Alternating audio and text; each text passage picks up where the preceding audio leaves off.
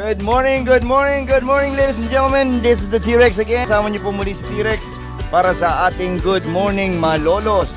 Iatid po namin sa inyo ang pinaka-latest na mga happenings at events sa ating Malolos City Hall. This is Good Morning Malolos mga kaibigan. Isang magandang umaga po sa inyong lahat. Good morning, Malolos! Magandang umaga po sa inyong lahat mga kababayan. Nagbabalik po ang Malolos City Information Office. At ito po ang ating programang Good Morning, Malolos. Kumusta kayo mga kababayan? Alam ko na tayo po ay kasalukuyang dumadaan sa panahon na medyo malamig, no? Doon sa mga inaantok pa dyan, gising na po. Sa mga naiwan sa bahay, sige lang. Sit down, relax, bukas nyo ang inyong mga cellphone o kung ano man ang ginagamit nyong gadget dyan.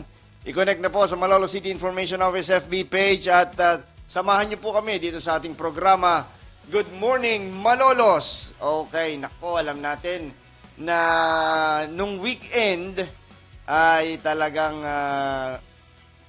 marami sa atin ang nag-enjoy din sa pag-spend ng ating weekend dahil nga una ay sinelebrate po ng Malolos ang kapistahan ng Santo Niño. And bago po yan, ay nung Friday naman, sa pagdiriwang po ng ika-127 guning taon ng pagkakadeklara ng Malolos Republic. Ayan.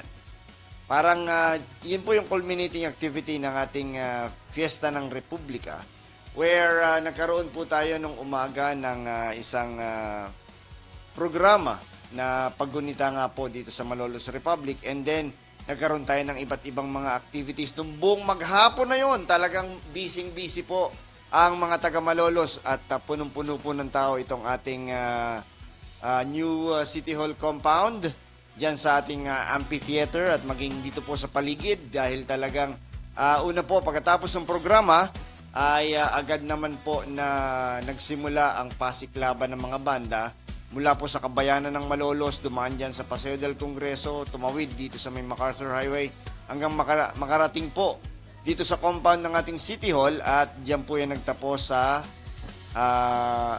Republica Park. Ayan, sa Liwasang Republika.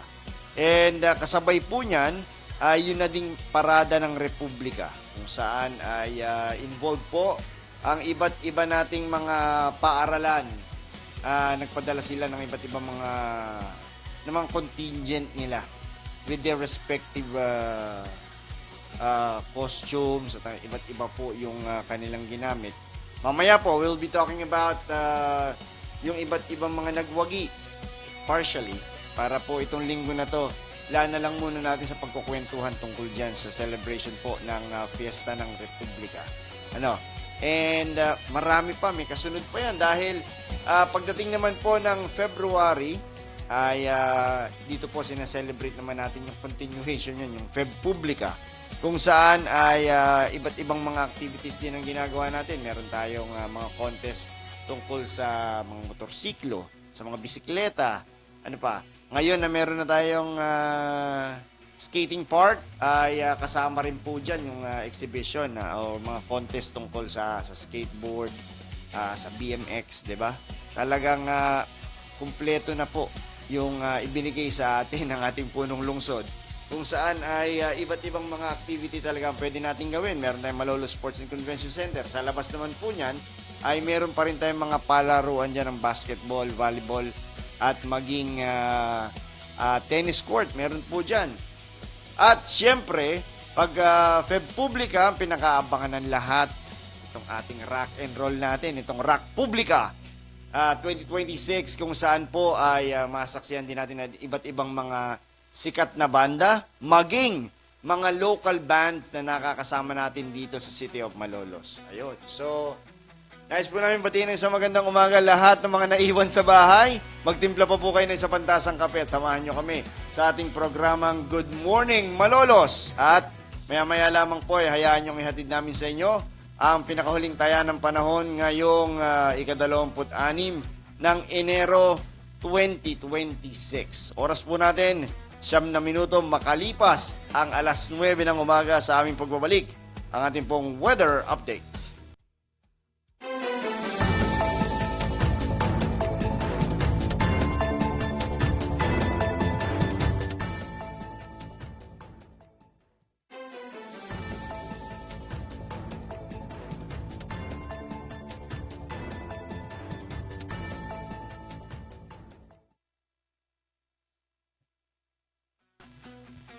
At narito po ang pinakahuling tayo ng panahon ngayong January 26, 2026. Again, ang typhoon forecast po for January ay 0 to 1. So maaari po magkaroon kahit na isang bagyo man lang ngayong buwang ito.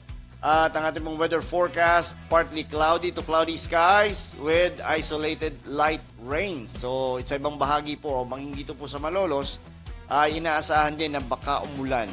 Okay? And then, ang ating pong weather system, itong shear line at northeast monsoon. At maalala po natin, itong northeast, pag galing sa northeast ang ating hangin, ito po ang ating hanging amihan na nagdadala po ng lamig ng panahon ngayon. Talagang mas masarap po yung ganitong malamig. Ewan ko, kayo ba? Hindi ko alam. Kayo po na mga nanonood ngayon, ano bang mas gusto ninyo? Mainit o yung malamig? Ako po mas gusto ko yung malamig kasi madali lang yung pagsuot ka lang ng 2 damit at isa pang jacket, mainit na ulit, di ba? Pero iba talaga pagka yung panahon naman ng summer dito sa atin, ramdam natin talaga yung init at saka yung init na singaw. Kaya enjoy natin itong maganda nating panahon at panatilihin po natin malalamig ang ating mga ulo. Yung pong mga medyo nagiinit ang mga ulo dyan, try counting 1 to 10.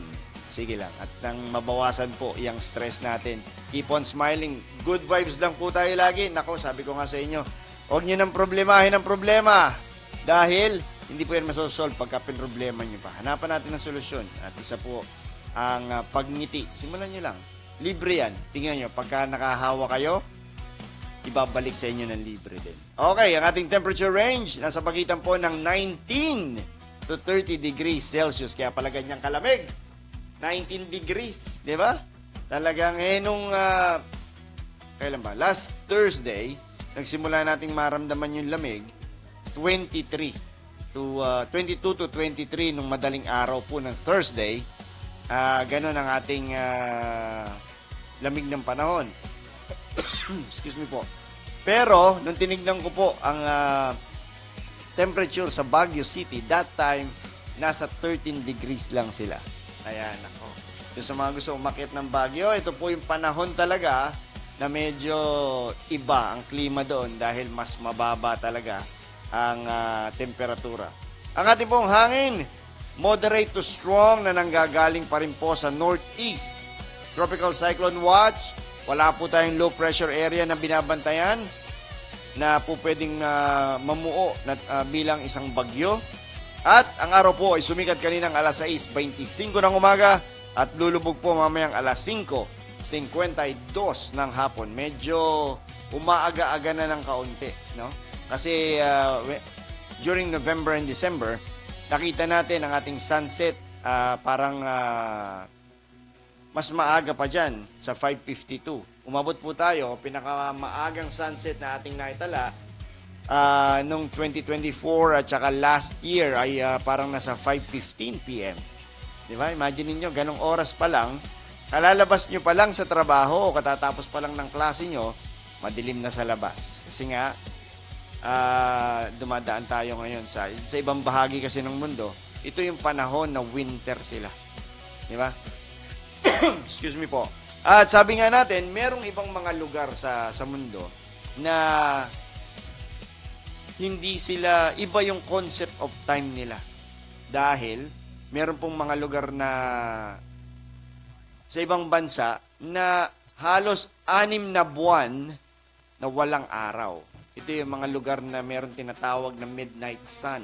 At meron naman silang ilang buwan din na maghapon naman hanggang magdamag ay may araw naman. Medyo mahirap yun, ano? Kasi ang katawan natin kuminsan nakabase sa kung ano yung nasa paligid natin. Aantukin ka kasi madilim na sa paligid, unti-unti nang tumatahimik. Yun ang ating, kumbaga, yun tinatawag nating circadian rhythm natin o yung ating cycle. Na ang body clock natin, alam natin na pagdating ng ganong oras, inaantok ka na. Alam nyo, naranasan ko yan. Pag pala talaga pumunta ka sa ibang bansa, mararanasan mo yung ganon. For example, nung pumasyal po ako sa Dubai at saka sa Abu Dhabi, nung bago pa lang po, nung nakakailang araw pa lang po ako doon, alas 6 pa lang ng hapon, inaantok na ako. Noong una, hindi ko na sabi ko, bakit ko naantok 6:00 pa lang? Naalala ko, 10:00 na ng gabi dito sa atin yon. Kaya po, sabi nga ng mga kasama ko doon, oo, pumipikit ka na. 6:00 pa lang ng gabi. Sabi ko, oo nga, 10:00 na sa amin. Kaya, may sarili pong body clock yung ating katawan. Kaya conforme yan kung saan tayo nasasanay. Kaya kung minsan, di ba, nagugulat din kayo? Nauuna pa kayo doon sa alarm clock nyo. Naranasan nyo na ba yan? Na yung bago pa mag-alarm, gising ka na. Nakakatawa. Pero may mga pagkakataon naman na talagang ulit-ulit na yung pag-iingay ng alarm clock mo, hindi ka pa rin bumabangon, di ba? So, ayun po, muli pinag-iingat natin ang lahat dahil meron pong tsansa na baka umulan. Magdala pa rin kayo ng payong kung kayo lalabas dahil kung sa kasalukuyan pong lagay ng ating panahon, medyo cloudy siya. Kaya chances are baka nga umulan, magdala pa rin kayo ng payong. Mahirap na kayo po ay mabasa ng ulan kasi iba yung panahon natin ngayon dahil ngayon pagka yung naulanan ka, mapapansin mo mamaya lang may sakit ka na rin. Kaya ang sabi nila, pag naambunan ka, pagdating mo ng bahay, maligo ka na kagad para ma-wash off na lahat ng bakterya o anumang kumapit sa'yo nung nabasa ka ng ulan, di ba? Kaya po also, we are reminding everyone to properly hydrate yourself. Okay? Yung kayo na maraming tubig. Kung mas okay po ang tubig. Well, alam ko yung iba mahilig talaga sa kape. Kaya lang, sana mas madami yung tubig kaysa sa kape. Meron din tayong mga kababayan na mahilig naman sa soft drinks. Di ba? Ano po yan? Bawasin yun ng konti. Kasi yung sugar content ng mga inumin na ganyan, magugulat kayo pagdating ng panahon na nasa edad, yung edad ninyo, 35 pataas. Medyo bumabagal na yung metabolism natin that time. And, dyan usually lumalabas, especially kung ang family niyo ay talagang may history ng hypertension at saka ng diabetes. Dyan maglalabas. Kaya hanggang maaga po, ay, pinapayuhan namin kayo na iwasan yung mga masyadong matamis na inumin. Diba? Ganon din po dun sa mga dun sa mga naninigarilyo.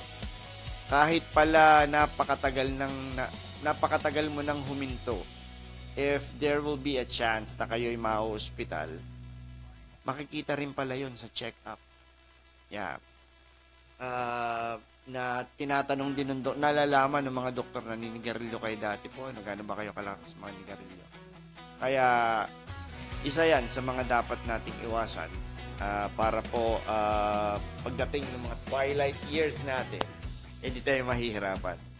Ayan, so, patuloy kaming nag-aanyaya, ibigay nyo po or i-share nyo ang ating mga link ng Malolos City Information Office FB page para po mapanood ninyo itong ating programa. At this point, we're still on our test broadcast.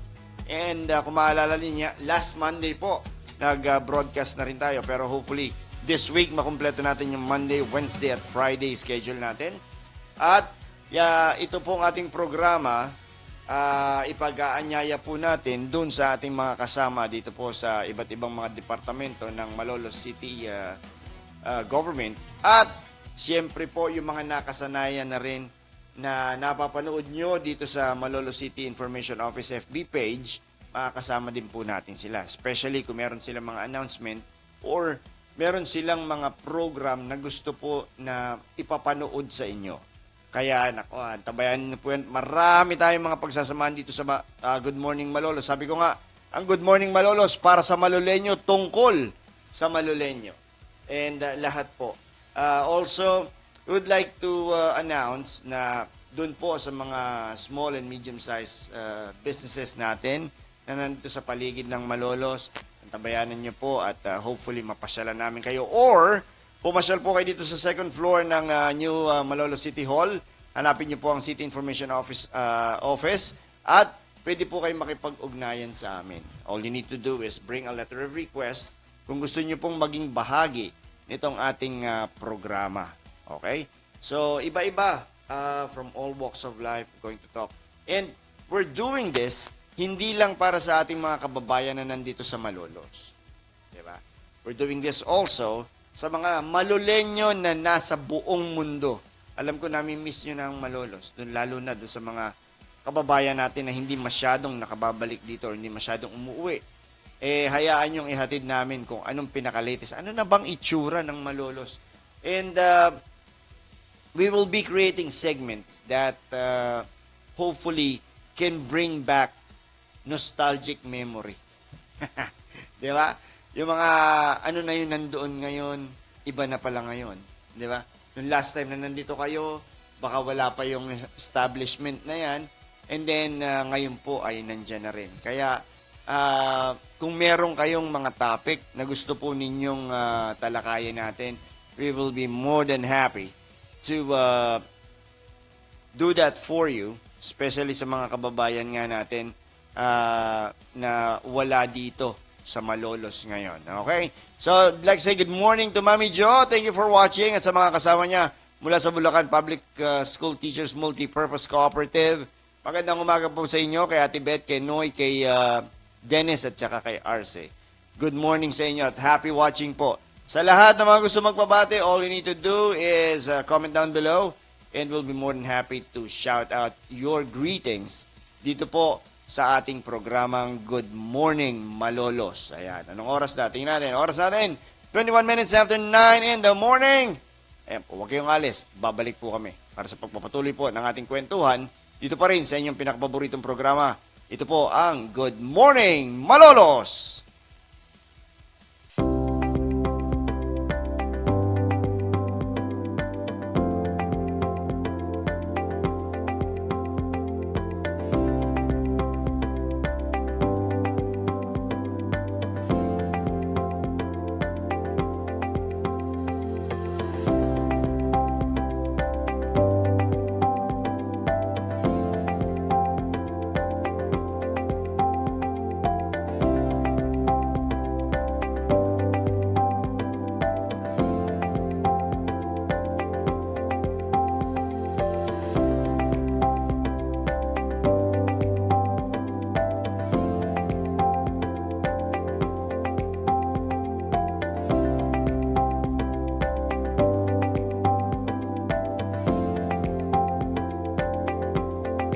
Nagbabalik po ang Good Morning Malolos dito pa rin sa Malolos City Information Office FB page. Good morning, good morning, good morning po sa lahat ng mga kasama natin dito po sa ating butihing lungsod, doon sa mga naiiwan dyan at talagang nag-aalmusal. Hayaan nyo at magtimpla pa kayo ng isa pantasang kape para sa ating kwentuhan. Again, balikan po natin yung nagdaang Fiesta Republica noong nagdaang linggo po. Well, nakita natin na iba-iba talaga yung mga naging activities during that week. Una na po yung exhibit ng mga bridal fair. Meron tayong bridal fair na ginawa dyan sa Robinson's Place, Malolos, kung saan ay nandito po yung iba't ibang mga wedding suppliers natin. So, meron doon yung setup ng pinaka-wedding area, setup ng reception area, kung saan ay makakapamili po kayo. Dahil doon po sa talagang ang pagkakasal ngayon medyo napakalaking gawain talaga. Na alam naman natin na sa tradisyon nating mga Pilipino, napakasagrado po kasi ng kasal. At ito po hindi naman ginagawa ng basta-basta lang. Kahit po sabihin na natin na ang ating mga kababayan ay ikinasal sa simpleng seremonya na sabihin natin na nakasama sila sa mass wedding, ay pagkatapos nun, nandun pa din yung pagiging sagrado nitong okasyon na ito kung saan ay nagsasama-sama ang dalawang pamilya. Dahil magmula sa araw na yon ay magiging isa na lang yung kanilang mga kapamilya na ikinasal. At ang nakakatuwa po, nung linggo din po na nagdaan, ay nasaksihan din natin ang nung pong mismong January 23 ay ginanap naman ang Kasalang Republika. Ayan. So, mas naging special lang po yung kasalang bayan na ito kasi po ito ay nataon o itinaon sa pagdiriwang po ng Malolos Republic. At 17 magkasintahan po ang ikinasal nung araw na yon. Na ang kagandahan pa ay since meron pong magaganap na pageant that same day, ay iniayos na po nila yung venue para magamit din po ng mga ikakasal nung araw na yon. So nung umaga po nangyari yung Kasalang Republika, yung pong hari at reyna ng Malolos naman ay ginanap nung bandang hapon hanggang paggabi na. So, balikan lang natin yung Kasalang Republika. So, yun po, naayos yan, 17 yung pares na ikinasal nung araw na yon. Ang nakakatuwa po, talagang masaya yung kasal nila. Dahil pinangunahan po ito ng ating butihing punong lungsod, Abogado Christian D. Natividad. Kung saan ay talagang, kung umaten po kayo ng mga pagkakasal ni Mayor, talagang very light at nakakatuwa po yung ceremony kasi ginawang magaan ng ating punong lungsod. Kung saan ay pinapaliwanag niya na ang kontrata ng kasal ay hindi pangkaraniwang kontrata. Dahil ito po, oras na inyong lagdaan ay kasunduan na panghabang buhay. At lagi po yung idinidiin ng ating mayor na lagi ninyong tandaan, Eka, na itong kontratang ito hindi natatapos hanggat buhay kayo pareho. Di ba? Kaya ang isa pang ginagamit niya na paghahambing ay nihambing niya yung magkasintahan sa isang tricycle. Di ba? Sabi nga niya, nung una, 2 component yung tricycle. Pero sa pamamagitan ng ilan lamang tornilyo na magkakabit doon sa 2 na yan, pag pinagkabit na yan, gumagalaw na sila, naiisa. Which is, ikino-compare ni Mayor yung mga ikinakasal sa ganun dahil ganun din naman talaga ang nangyayari. Kumbaga, sabi niya, tinutornilyuhan ko kayo ngayon para kayo ay magsama na bilang mag-asawa. Di ba? Kaya, doon po sa mga ikinakasal, patuloy kami nagpapaalala rin sa inyo. Doon sa mga panahon na dumadaan kayo sa mga pagsubok, mga pagtatalo, hindi pagkakaunawaan, alalahanin niyo yung araw na ikinasal kayo. Dahil maririnig niyo doon o maaalala ninyo na yung inyong sinumpaan ay talagang panghabang buhay na. Kasi talagang yung iba, pagka minsan, pag nagkagalit lang ng isang beses, parang gusto nang maghiwalay kagad. No? Pero alalahanin po natin yung ating naging sumpaan doon sa araw na yun. At bukod po dyan, marami pang mga activities na nangyari. Aside from the bridal fair, nagkaroon din po ng Turnocon, kung saan po ay nagkaroon din naman ng contest sa pagbuo ng Filipiniana costume. Yung mga talagang mga damit na sinusuot nung araw. Na ngayon po, pag nakikita ng mga ating mga kababayan o mga kabataan ngayon, yung mga damit nung araw, medyo napapakunot yung noon nila. Sabi nila, ganun ba talaga ang damit nung araw? Opo, ganun talaga. Na kung ilang patong yan, para sa mga babae, nandyan yung kamison. Pagkatapos ay kuminsan meron pa yan isa pang patong ng parang pinaka-blouse niya. And then, meron pa pong tapis yan sa loob. And then, tsaka pa lang, yung palda na pala, at tsaka pa lang may tapis para magkaroon ng accent. And then, dito sa itaas, yung tinatawag natin na costume na Maria Clara, kamison, yung blouse, tapos yung isa pang pampatong sa labas, at tapos meron pa siyang panuelo na tinatawag. Kaya talagang pagka lalabas ng bahay nung araw, parang isang okasyon yun. Especially if you're going to socialize with different people from the community, talagang pinaglalaanan po ng panahon ang pagbibihis ng ating mga kababaihan. So, yung pong ginanap na Ternocon, ang pinaglabanan po dyan ay yung serpentina na gown at saka po yung ano nga ang tawag dun sa yung isa pang klase po ng costume na ginagamit natin para sa mga kababaihan. And nakakatuwa dahil bago po nangyari itong Fiesta Republica, I think it was in December, ay nagkaroon po ng workshop mismo. At ang nilalaman po ng workshop na ito ay ang tamang paggamit ng mga tela at ang tamang pagsasama-sama po nung mga damit na kailangan para mabuo yung isang costume. Kaya kung mapapansin ninyo, doon po sa mga nanood ng Dulansangan ay iba yung touch ng mga costume ng mga kababaihan doon sa activity na yon. At makikita nyo talaga yung mga prominent na kulay na mga earthy na color, yung brown, yung medyo merong gold, merong mga beige at saka mga dirty white na kulay, which is yan po talaga yung mga ginagamit na pananamit nung panahon na yon. At yun po yung nakalakihan nila na yung mga kasuotan.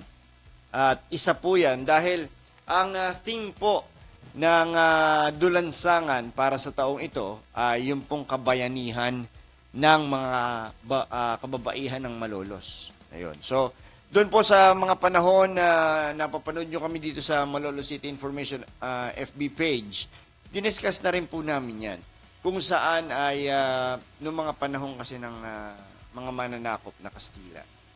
Ang mga kababaihan natin ay talagang nakalaan lang para sa mga tahanan. So, kung ikaw ay babae at you've reached yung adulthood, ang expected sa iyo ay marunong ka sa gawaing bahay, kagaya ng pagluluto, paglilinis, yung paglalabada, yan. Yung mga ganyan ang usual na responsibilities ng ating mga kababaihan ng panahon na yon. Pero, sabi ko nga, nung nagkaroon ng forum, nung week din na yon, nagkaroon po kasi ng forum, ang title po ay Comidas de Ayer. O in a rough translation, this is food from the past. Okay?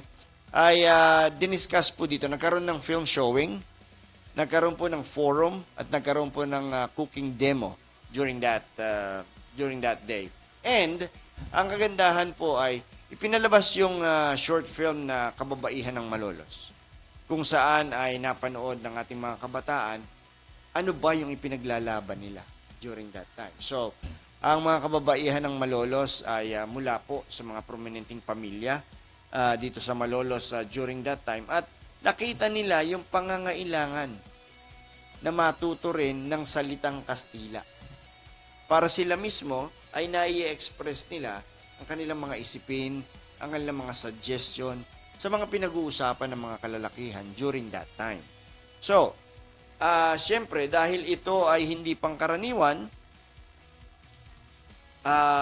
nagulat yung community doon sa gustong mangyari ng mga kababaihan. Kasi po, ang ginawa nila ay bumuo sila ng isang liham ng kahilingan na naka-address hindi sa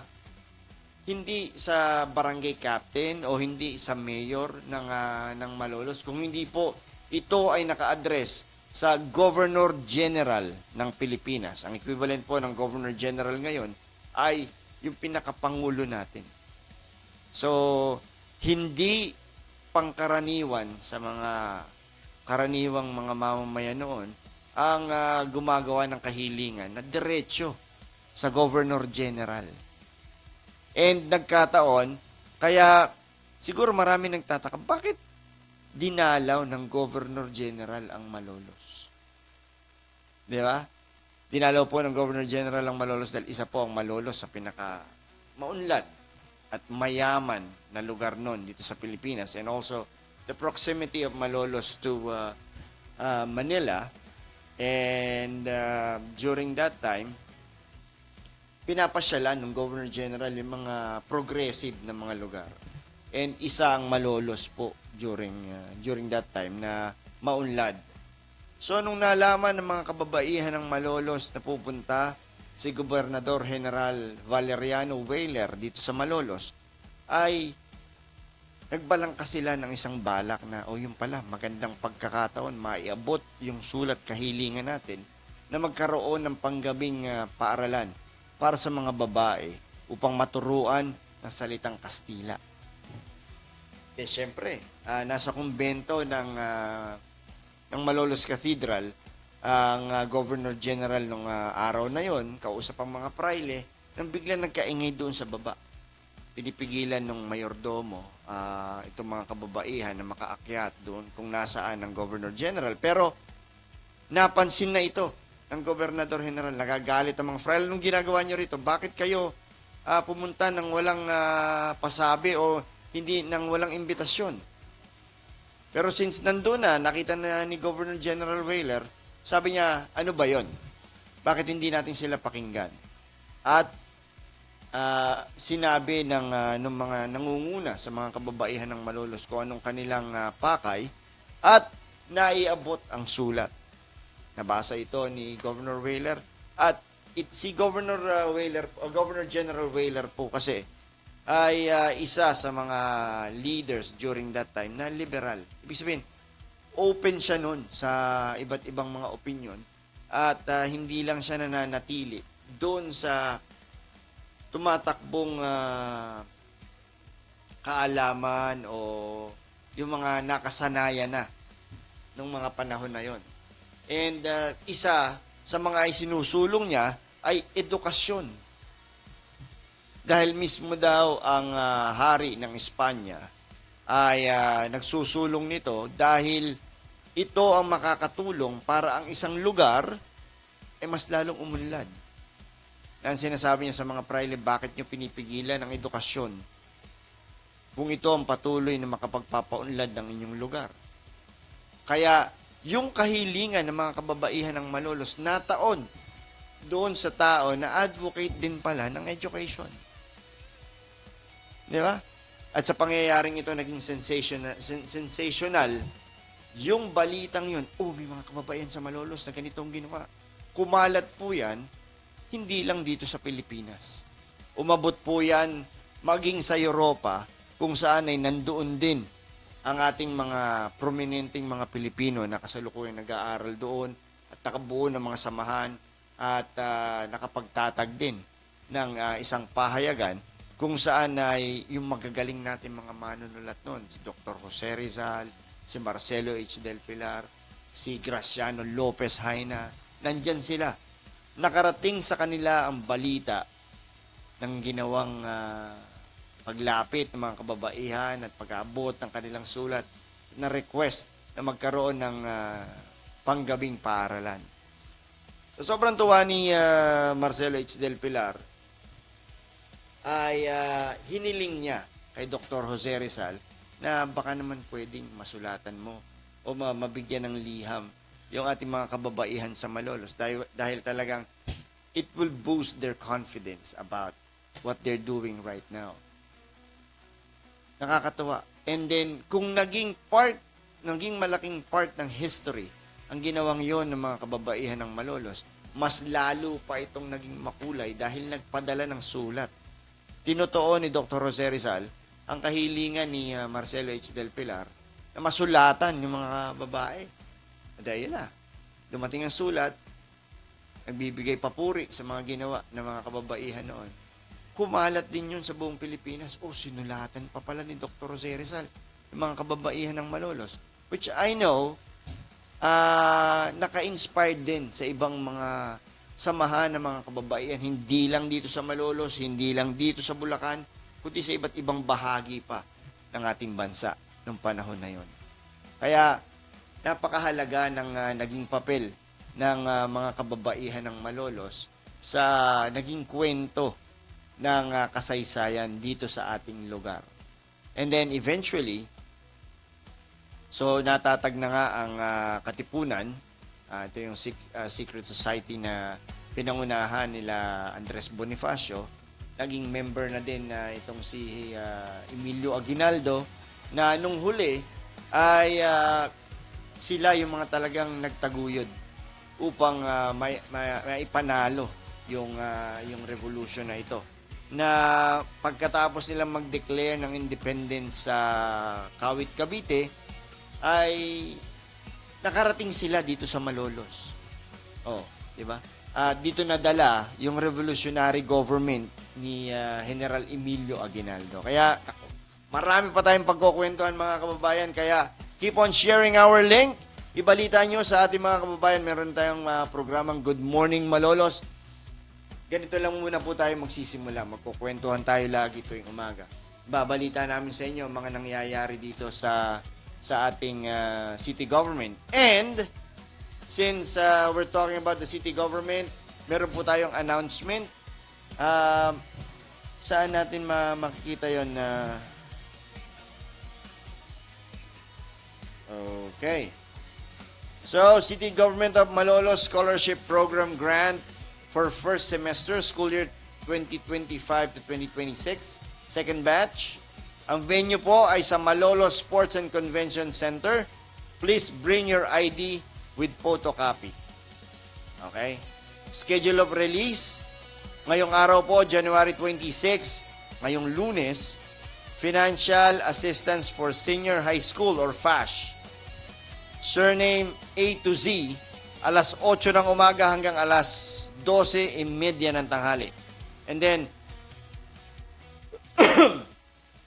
tulong pang edukasyon sa Kabataang Maloleño o TPKM, surnames from A to letter B as in Bravo, alas 8 ng umaga hanggang alas 12:30 ng tanghali. At ang mga apelido na nagsisimula naman sa letter C hanggang F o Figueroa ay alauna naman po ng hapon hanggang alas 5:30 ng hapon. Bukas, ika-27 ng Enero 2026, Martes, tulong pang edukasyon sa Kabataang Maloleño ulit, TPKM. Surname naman po na nagsisimula sa letter F o Fileteo hanggang Pascual ay alas 8 ng umaga hanggang alas 12:30 ng tanghali. At ang mga apelido naman mula sa Pasores hanggang letter Z na po, alauna ng hapon hanggang alas 5:30 ng hapon. Yan po ang City Government of Malolos Scholarship Program Grant para po sa school year or first semester ng school year 2025 to 2026. Second batch na po ito. Kaya po doon pa sa mga hindi pa nakakaalam, ayan, mag-ready po kayo at dahil ibibigay na po yung inyong grant ngayon at saka po bukas. Ayan. Oras natin, 45 minutes after 9 in the morning. Huwag po kayong alis at magpapatuloy po ang ating programa sa mga gusto pong magpabati. Comment down below and we'll be more than happy to read your shoutout. Pagbalik po ng Good Morning Malolos! Sa isang iglap, pwedeng magbago ang lahat. Pwedeng mawalan ng kuryente, ng tubig, ng tahanan. Pero may kaya kang ihanda. Ngayon pa lang.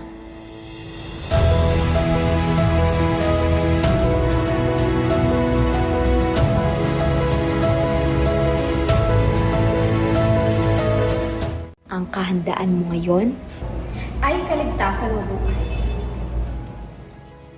isang paalala mula sa Malolos City Disaster Risk Reduction and Management Office. At nagbabalik po ang Good Morning Malolos. Ito po ay programa hatid sa inyo ng Malolos City Information Office. Mapapanood nyo po sa CIO FB page. Keep on sharing the link and tell everyone na meron po tayong programa para sa ating mga Maloleño. Again, we're inviting everyone. If you want to be part of this program, all you need to do is send us a letter of request. Dalhin nyo po dito sa office mismo ng CIO. And pag po yan ay na-approve, sasabihan namin kayo at least a week before kung kailan kayo magiging guest dito po sa Good Morning Malolos. Sino yung pwede mag-guest? sa mga small and medium-sized businesses natin. Doon po sa iba pa nating mga private partners, pwede pa rin po. So expect better programming as we go along. This time, ito pong week na to ay test broadcast pa lang tayo talaga. Kaya po talagang kwentuhan lang muna tayo ngayon. If there are topics that you want to discuss, ganun din po. Just send us a letter and pag po yan na-approve, we'll be notifying everyone. Ayan. Si Obet Borlongan, magandang umaga sa'yo. Thank you very much for your comment. Yan, medyo mahina daw pala. Kailangan ko palang ilapit daw yung mic. Ayan. Hopefully, this time, you can hear me better. Doon po sa taga-saan ka, Obet?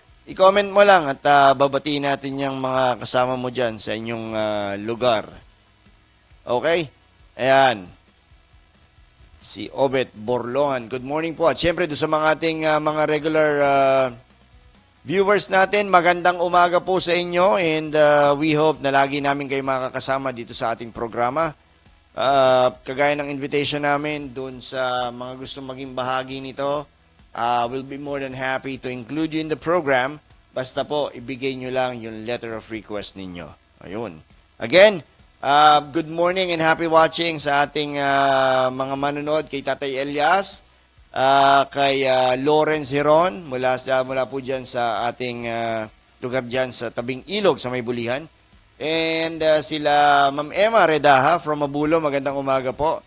Sa mga viewers natin dyan sa May Gawin ng Bangkal, Santor, maging dyan sa May San Pablo, good morning po sa inyo lahat sa May Gawin ng Tikay. Magandang umaga po. Ayan, balita ninyo na we're back and good morning Malolos ay narito pong muli para hatiran kayo ng pinaka-latest na mga happenings po dito sa ating city government at maging dito po sa paligid ng ating butihing lungsod. Ayun. So, meron pa ba kayong gustong ipabati? Yan, comment lang po. Dun po sa mga nag-react, thank you very much. And maraming salamat po sa inyong suporta. And also, yung po sa binanggit natin kanina, ngayong araw na ito hanggang bukas ay i-release na po yung grant para sa ating mga scholars. Okay, so I think that's all the time we have for this morning. We'd like to thank everyone na kasama natin dito. Siyempre, ang buong CIO, maraming salamat po sa patuloy niyong pagsuporta. At siyempre, ang ating butihing Mayor, Mayor Christian Natividad, ang ating Vice Mayor, Bebong Gatchalian, ang ating City Administrator, Mr. Joel Eugenio, maraming salamat po sa inyo at sa lahat po ng mga kasama namin araw-araw. Maraming salamat po sa patuloy niyong pagtulong. Ito po ang Good Morning Malolos, dito pa rin sa Malolos City Information Office FB page. Hanggang sa susunod po, ito po si DJ T-Rex. Bumabati sa inyo ng isang magandang umaga. Po namin sa inyo ang pinaka-latest na mga happenings at events sa ating Malolos City Hall. This is Good Morning Malolos mga kaibigan. Isang magandang umaga po sa inyong lahat.